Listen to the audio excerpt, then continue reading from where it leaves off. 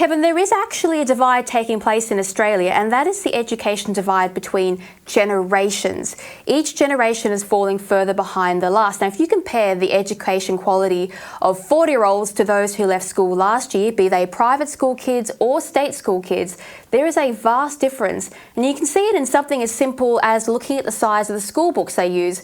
My physics book in Year 10 was about 1 inch thick, but the textbook I used to supplement that was from the 60s, and it was about 2 inches thick.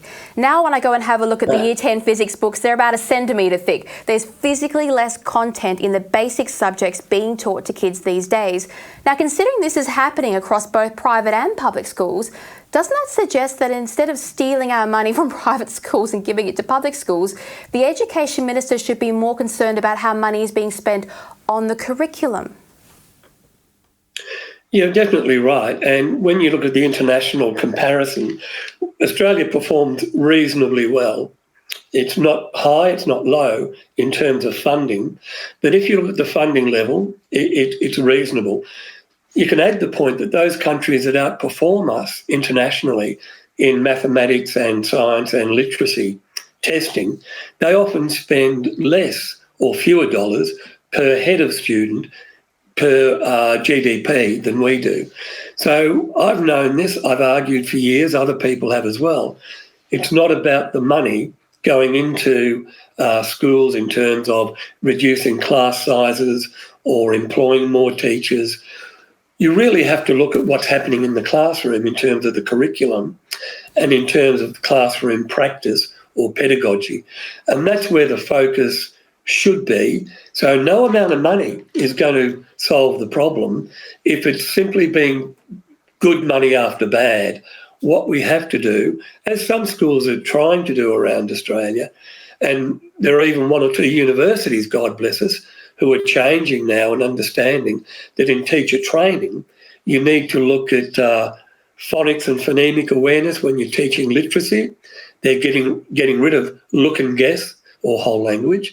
They're saying have more explicit teaching where the teachers are actually subject experts and they take control of the classroom rather than student agency and students being digital natives and all this jargon.